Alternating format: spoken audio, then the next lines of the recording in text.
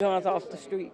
Neighborhood resident Demetric Brown knows all too well the pain of losing a child to gun violence. She lost her adult daughter in 2021. The Southsiders among a coalition of concerned who attended an outdoor roll call by officers from CPD's 6th District following the slaying of Gabrielle Ayers, the 26-year-old mother who was killed in a car while her 14-month-old daughter was in the back seat. We stand together. We continue to partner with one another, but you guys are willing to come forward and help us, give us information. Investigators say the attack happened Wednesday afternoon as Ayers and a man sat in a car near 79th and May. 3 men opened fire on their vehicle, causing them to crash into a van. I talked to her mother, and I've also committed to paying for the services for her as well, and we will be starting to arrange those over the next day. The 27-year-old man driving the vehicle Ayers was in was wounded but survived the attack, and incredibly, so did Ayers' child. If he didn't show that he's still God by protecting that baby, Amen. Yes. I don't know what else he could show you. During a prayer vigil attended by Chicago's mayor, other local elected officials, anti-violence. Chicago police have had very little to say about their ongoing investigation, except to say it is still under investigation. Back to you. Evelyn, thank you. Let's update this breaking news on the city's far north side. Chicago police investigating after a woman was found shot to death inside a home in the West Ridge neighborhood. Officers responded to the 6900 block of North Bell shortly after 9 this morning, and police say the woman had a gunshot wound to her abdomen. The victim worked for OEMC, and the deputy director had called for a well-being check. No one else was hit by that gunfire. And from the I-Team tonight, a federal judge is ordering the release of body camera video and other evidence from an incident involving a federal agent shooting a Chicago woman. Miramar Martinez was shot 5 times in October during Operation Midway Blitz. She was accused of ramming federal immigration agents and boxing them in with her vehicle, but prosecutors later dismissed this case. Now she wants to clear her name. Martinez asked a federal judge to release the evidence from her shooting. That video and other evidence could be released as soon as next week. Students at some area high schools are raising their voices against immigration operations in the Chicago area. Today, students at Romeoville High walked out of class to hold a rally nearby. High schoolers at Chicago International Charter Northtown Academy had a similar idea. This is in the Sauganash neighborhood. And students walked out around 1 and returned to school shortly afterwards. It's time for a look at your weather forecast on this Friday. We have made it above freezing. That is wonderful, but there's still a lot of ice on the lake, and we got a big cool down coming this weekend before we get back up near 50. Meteorologist Cheryl Scott's here with the ABC7 AccuWeather forecast. Just felt a little different today, Cheryl. Yeah, a little different out there. Temperatures finally above that freezing mark. Right now we sit at 31 degrees, and as we take a look at the temperatures today, making it to 38. It did feel a little bit different out there, but finally breaking that streak of consecutive days in a row with our temps below freezing. It was 20 days, the longest streak 43. So far cry from that. Thankfully not that long. Temperatures beginning to crash, and they will be dropping very low overnight. We're going to fall off into the single digits, waking up in the single digits and low teens, and it's going to feel like it's anywhere from about 0 to 5 below. So another Arctic blast here as we head into the start of our weekend, but temperatures do begin to climb into the 20s for Saturday, Sunday 30. Thankfully quiet conditions, a nice weekend to be inside, warm, traveling to and from for the Super Bowl. No big weather issues to be worried about. So that's good. And then the big warm up for next week. We'll highlight those temps, how high they get coming up in a few minutes, Rob. Okay, sounds good. See you then. The White House bowed to criticism today after President Trump's Truth Social feed posted a video that includes a racist meme depicting former President Obama and his wife Michelle as primates. The clip, a parody of The Lion King, is from an AI-generated video created by a MAGA meme account. ABC's Karen Travers has more now from the White House.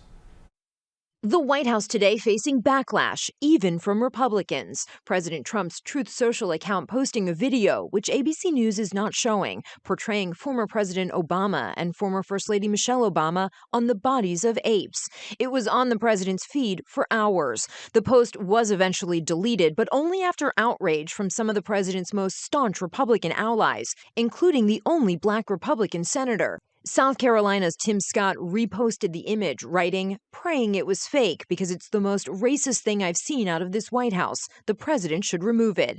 Republican Senator Roger Wicker writing on X, quote, "This is totally unacceptable. The president should take it down and apologize." Earlier today, Press Secretary Caroline Leavitt pushed back on what she called fake outrage, but the White House now says that a staffer erroneously made the post. The racist image was at the end of a minute-long video the president posted on Truth Social. The first 59 seconds described debunked election conspiracy theories from 2020. At the end, the video suddenly cuts to an animated meme showing the Obamas' faces on the bodies of apes. Images of black people as apes have been used throughout American history to dehumanize them. Slave traders and segregationists used these types of images to depict black people as inferior, and at times it led to violence. The NAACP in a statement calling the video blatantly racist, disgusting, and utterly despicable. The Obamas have not commented on the social media post. Karen Travers, ABC News, the White House. A developing story today. Investigators trying to authenticate another ransom note linked to the presumed kidnapping of Nancy Guthrie. And the search for the mother of Today Show host Savannah Guthrie is now in its 6th day. Nancy Guthrie's children have made 2 videos pleading for her safe return, both directed at the possible kidnappers who may have her. She disappeared from her Arizona home last weekend, and investigators say there's been nothing to indicate whether she is dead or alive. Ronald Hicks is officially installed as the 11th Archbishop of New York.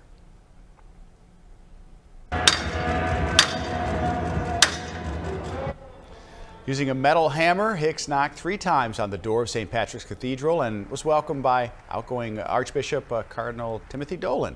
The 58-year-old and South Holland native was previously Bishop of Joliet, and he was chosen by fellow Southsider, Pope Leo.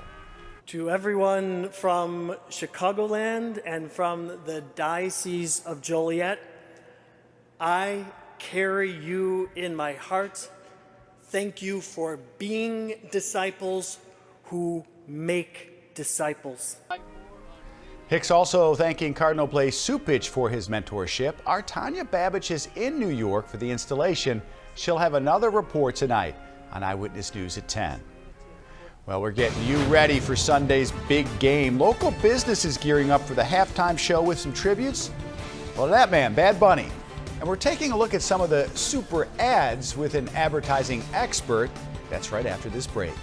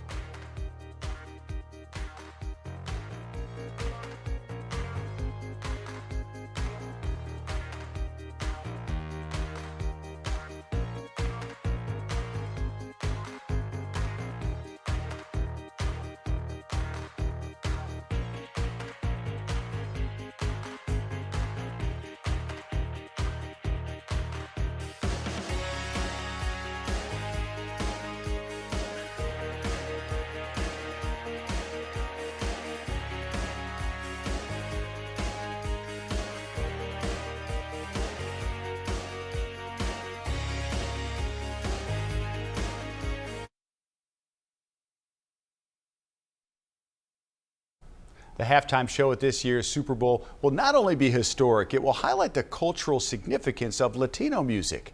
ABC7's Lisette Nunez shows you how Chicagoans are helping to amplify this moment. There is so much excitement ahead of Bad Bunny's Super Bowl halftime performance. From businesses to museums in Chicago, people are finding creative ways to celebrate this historical moment. When he started making music, he was a bag boy, and now, you know, he won a Grammy for the #1 album. he's doing a lot of iconic things. Which is why Galeria Chicago, a nightclub, constructed a replica of Bad Bunny's Casita, which translates to Little House, which has been part of his set in his latest tour. The idea to build a replica came from Acro Presents, a promoting group that the club works with. The concept has been a hit. And then last weekend was our second weekend on it, and we did probably over 1,500 people through the doors.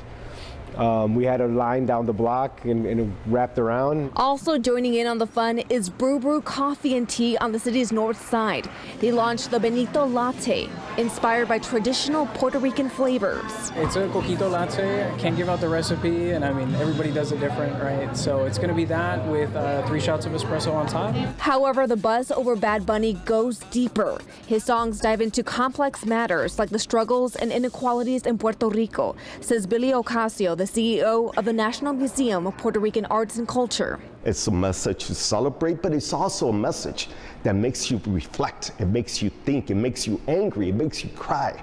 It's a message that resonates with everything that's going on in the world today. 2 songs that break language barriers and touch on love, loss, and grief. I think right now, especially for a lot of Latin people, they want to be seen, they want to be heard, and for him to be on one of the world's biggest stages, can't get more seen and heard than that. With Bad Bunny being so young, some people say that what we're seeing now is just the beginning and can't wait to see what he has in store in the future. Lisette Nunez, ABC7 Eyewitness News. Okay, Lisette, thank you. Another reason we all watch the Super Bowl, for some maybe the only reason, it's the commercials. And joining me tonight is John Laughlin, Chief Creative Officer at Laughlin Constable. That's right. Great to see you. Yeah, great seeing you too. Fun to talk Super Bowl. Yeah, and we could talk football too. Yeah, we could. But, which is, it could be a great game, but you're here to talk about the commercials. And for some, it's really the most exciting part of the game. Well, yeah, it's the most exciting part for me in this business. This is our Super Bowl. Yeah. It's the only time of the year where people actually care about ads. So I love it. And these companies, they spend an incredible amount of money. Yeah, you know, I believe the media purchase for just that 30-second block this year is $10 million. Wow. And then you got to consider that not only is it the investment in the time, but then you got to invest in actually making the spot, which is probably another $10 million. So you're stinking $20 million into a spot. Yeah.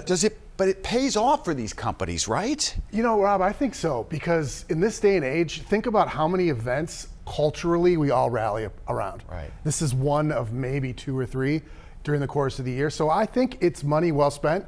Granted, it's not my personal money, so. Yeah, right. Yeah, you're really willing to watch and enjoy for the most part. Exactly. What does it take to make a memorable Super Bowl ad? Because you'll sit there and watch sometimes, and we all like to judge them, and you're like, that one wasn't that funny. And then there are always a few where you're like, man, I know. Stuck with me. Well, you know, always like anything creative, it starts with a great idea, right? It starts with something that just gets in someone's head. Maybe it's a repeatable phrase. Maybe it's using a celebrity in the right way. You know, I think with the Super Bowl in the last 5-6 years, the trend of investing in a celebrity presence, you know, has really gone a long way and really seems to be the norm. Speaking of celebrity presence, we got one from Neil Diamond. Let's watch a clip. I was born in this deli. My best friend was that baloney. That is until I met you. Okay, I've not seen any of this. No. There's a short clip. That's pretty funny. Yeah, I mean, you got Andy Samberg using him to all of his powers. Yeah. Plus you have mayonnaise and you know, funny song. I think it's a winner. I did not even realize that was Andy Samberg. Yeah, he's kind of dressed up like Neil Diamond. Does Neil Diamond have to approve something like this probably? Probably. I mean, his name in the spot is Neil Diamond. So. Right, yeah. A lot of these ads come out before we see them. Is there a strategy to that? Well, you know, I think like I mentioned earlier with that sunk cost, all the money invested, you want to get that talk value leading up to the Super Bowl, kind of that money spent works a little harder.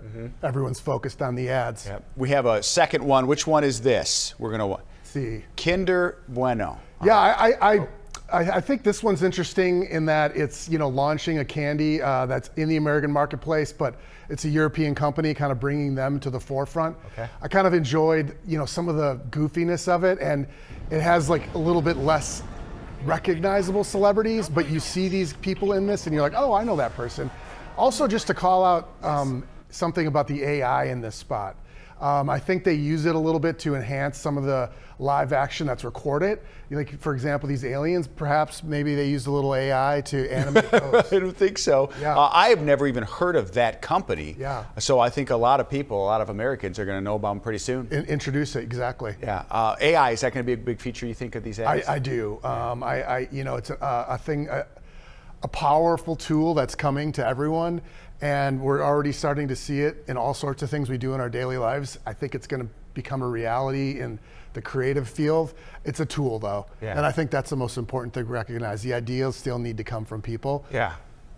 There's a spot for Svedka Vodka that's they're leaning into it, and it's dancing robots. And I say, if you have AI at your fingertips, for all the power, why choose robots? There's so many other things you could pick from, right? Yeah. Didn't Coca-Cola do an all AI ad that completely flopped? Yeah, around the months ago? holidays. Yeah, it just didn't work. Some people are I'm with you. I like to embrace it. I think it's different. It's new, but you don't want it to cost people jobs. But other people they don't want anything to do with it. Exactly, I agree. Yeah. Okay, Squarespace. Are we going to watch this one for a second? All right, let's watch this one from Squarespace, John. I'm Emma Stone. For over 20 years, my domain name, emmastone.com, was unavailable, registered to another Emma Stone. For many years, I blamed this Emma Stone. For many more years, I blamed myself. Is it serious? Well, it's a little serious. Right? I mean, so what's interesting about this one is that this really happened to Emma Stone. She couldn't register her own URL. So I like how Squarespace is kind of drafting off this. Another interesting thing to point out about this ad is you have the celebrity. This Super Bowl, what I've noticed the trend in is not only are the people in front of the camera, like being filmed, powerful names, but the people behind the camera. This is directed by Yorgos Lanthimos, who's like a famous director. Yeah. You'll hear his name as we lead up to the Academy Awards. This spot was treated like a movie. There's posters created. So I just thought that was kind of an interesting way to approach the Super Bowl with the star power in front of the camera and behind the camera. Yeah, I was going to say really noteworthy for the behind the camera star power. Exactly. That's a big deal, and the international audience might pick up on that. Exactly. I believe Spike Jonze is doing something for Instacart. Okay. Which is kind of fun. Spike Jonze directed her, as well as Being John Malkovich. Yep. Those are really great spots with, you'll see Ben Stiller and Benson Boone, so I look forward to that one as well. Do you have, and I'm just throwing this your way, do you have a favorite of all time, like commercial, or maybe a company? Because I will say that they seem to always get it right, and it's Budweiser with their American theme, right? And, and the country's divided for a lot of reasons right now, and I know they have an ad coming out, and sometimes that is it's poignant and it brings people together. I just think over the years their ads have been effective. Well, yeah, I agree. I mean, I think you're right. Brings people together. Nothing brings people together better than a cold beer. I mean, that's a fact of life. So yeah, I think Budweiser has done a great job and continuing to use those Clydesdales in new and fun ways. For me personally, I just remember watching the Super Bowl in the late 80s, early 90s, and those Michael Jordan, Spike Lee ads. Oh man, they were funny. Those were awesome. Right, yeah, they were kind of like black and white, and then they'd go to color. And those were really effective. I really like those. Yeah, the GOAT. Come back with us anytime. I appreciate it. Yeah, really enjoy your insight, and looking forward to the ads. You got any plans for the Super Bowl? What are you gonna do? Well, just eat some wings, maybe crack open one of those cold beers and watch the ads and hope for a great game. Yeah, me too. All the above. Wings and beer, I'm with you. We'll have a good time. All right, thanks, Rob. Thanks again, John. So the Winter Games are underway in Italy. The opening ceremonies were today, and we're going to take a look at some of the memorable moments from today's opening ceremony. Those gusty winds, they're making for a chilly night around Chicago. Cheryl Scott's back with your AccuWeather forecast, and upper 40s next week. You'll like it. It's next.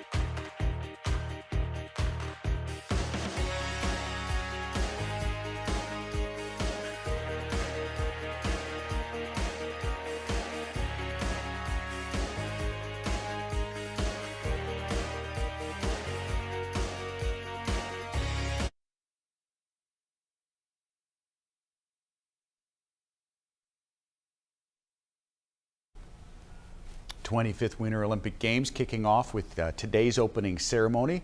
Mariah Carey among the performers at Cirro Stadium in Milan. Vice President J.D. Vance and the Second Lady leading the U.S. delegation, watching from the stands. Team USA led by speed skater Aaron Jackson and bobsledder Frank DeLuca. Jackson won gold at the Beijing Games. Let's see how Team USA does again this year back in Italy after 20 years. Here's a live look outside. It's a little ominous. I mean, the city's so beautiful. We're at 30, which is better than 0, which I feel like, Cheryl, we were just at like a week ago. That was a long stretch of really cold weather. It was 20 days, in fact, that we had temperatures below freezing. Today, we finally broke that streak, a streak that we want to break. And right now, we are down to 31 with very cold air moving back in as we head overnight and into the start of our weekend. So we'll start with the positive. Today's high, 38 degrees, average 33 above that, and the first day in 20 days where our temperatures finally made it above that freezing mark. Both at O'Hare and Midway, high temp today 38 degrees, tied for the 18th longest stretch of days below freezing. The longest streak, 43, set back in 1976 to 1977. Thankfully, we didn't come close to that. Outside right now, we do have those temperatures in the 20s and 30s, but overnight, we are going to feel a considerable drop in our temps. We wake up in the single digits to low teens. We factor in a wind at about 15 miles per hour tomorrow morning.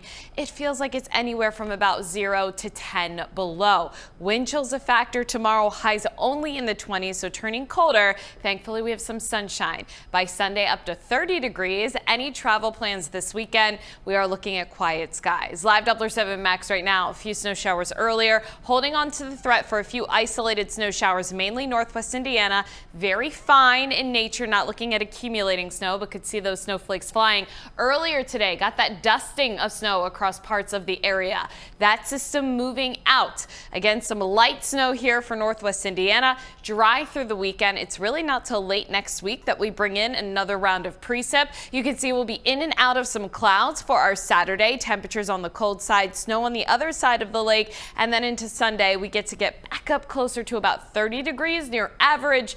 Come Monday is when some milder air will really start to push into the region with temperatures climbing 30s and 40s. And it's not just Monday. It doesn't stop there. Models have been hinting and trending at this, and it does look to continue as we head through much of next week with warmer than average temperatures taking a hold the majority of the country.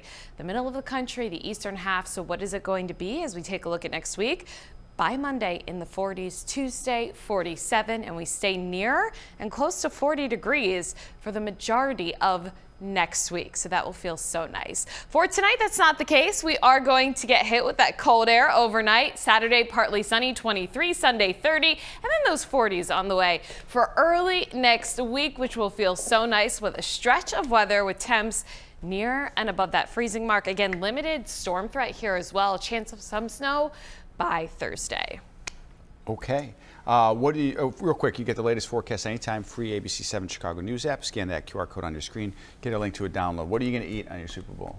You got any favorites? I don't know. Really? Pizza? I don't know what I'm doing for the Super Bowl. Oh, well, we better find something for you. Do you have a party I can attend? I'm sure there are many people who would love to have you at their party. Just the Bad Bunny part is all I really want to attend. I don't really care about the game. After the break, we're going back to the beginning with a look at how buffalo wings got their start as one of America's favorite foods. We're talking wings next.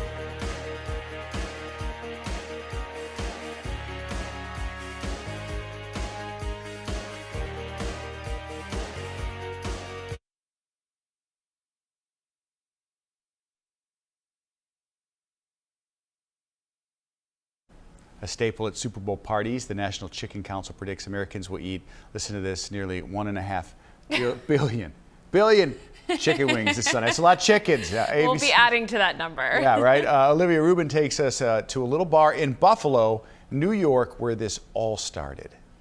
Some wings for you. They're an American classic, often paired with America's favorite sport. Wings are a football Super Bowl commodity. Yes, they go hand in hand. But years before millions of Americans were eating them, the wings of a chicken were really just considered scraps. So how did the popular snack as we know and love them come to be? Well, some say right here. 100 years of American food, so we're pretty proud. At the Anchor Bar in Buffalo, New York. The chicken wing was originated here in 1964. It's a great story.